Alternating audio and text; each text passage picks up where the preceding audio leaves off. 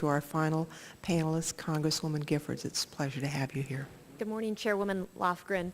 Good morning, Ranking Member King and Chairman Conyers. It's an honor to be here testifying before your committee today. I believe the reason why I was selected is because I come from Tucson, Arizona, the 8th Congressional District, where we have about a 114-mile part of the 2000 U.S.-Mexico border. To give you some context about how difficult illegal immigration is in my district, last year the Tucson sector of the Border Patrol apprehended 387,000 illegal immigrants in just 1 year. So clearly, when you look at about approximately 1,000 illegal immigrants a day, we are shouldering the burden of this illegal immigration crisis. And in addition to knowing a lot about border security, my constituents have a broad understanding of the immigration crisis as a whole. They know, and I agree, that an enforcement-only approach to immigration will not fix our problem. This Congress has to improve our visa programs, upgrade and expand the federal government's capacity to verify documents, give employers the tools they need to check the citizenship of employees, and take a thoughtful look at our economy and the real workforce needs that our businesses have.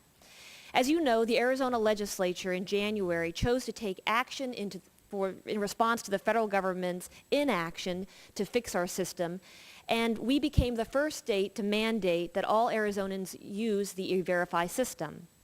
As the first state, I believe that the Arizona experience is of great interest here in Washington. I believe that the Arizona experience should inform the ongoing debate about employment verification and whether the current E-Verify program administered through DHS should be extended and or mandated nationwide. Some of the businesses that have signed up have reported a variety of challenges and problems using E-Verify. They're finding it complicated, unreliable, and burdensome. They're having great difficulty getting answers from DHS to their problems about the system. I've heard from employers, employees, and privacy rights advocates who are very vocal that nationally mandating E-Verify as is would be potentially disastrous for our nation. They are all experiencing the downfalls of using an inaccurate database with inadequate privacy protections. Between October of 2006 and March 2007, roughly 3,000 foreign-born U.S. citizens were initially flagged as not work authorized. These errors have specifically impacted Arizona workers who have had their ability to work wrongfully impacted. The experience of Arizona employers and employees makes it clear that we can do better and that action is needed. And Madam Chair, I would like to enter into the records a document that the Immigration Policy Center about E-Verify for Arizona, because I think it would be important for members to look at. Without objection, that will be made part of the record. Thank you.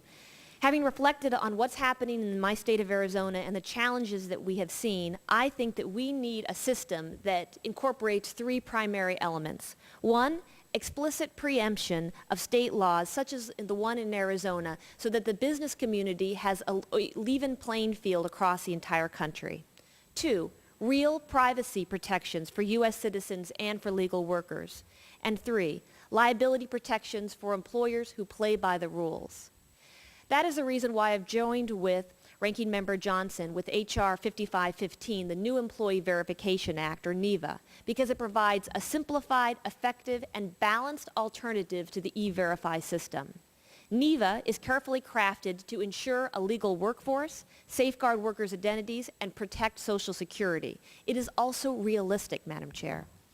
Under NEVA, U.S. citizens would be verified through the Social Security database and not funneled through DHS as currently occurs under E-Verify. Only non-citizens would be verified through DHS.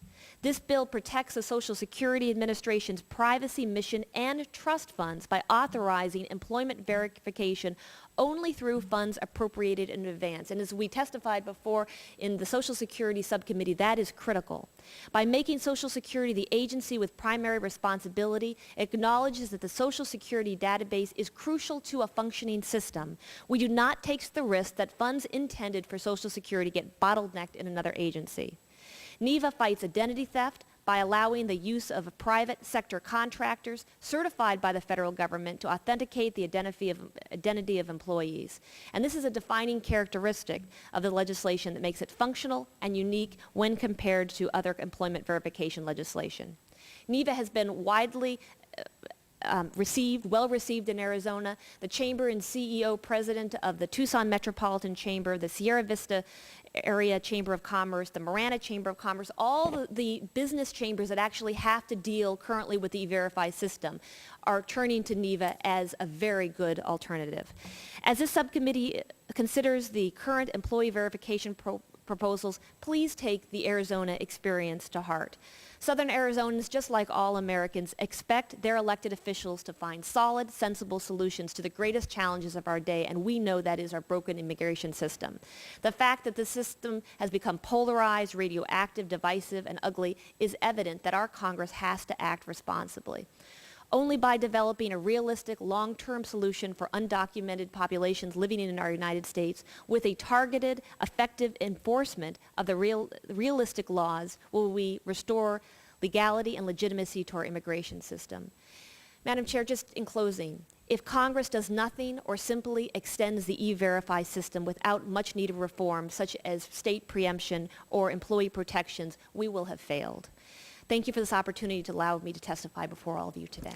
Thank you very much, Congresswoman Giffords, and thanks to all of you for your testimony. At this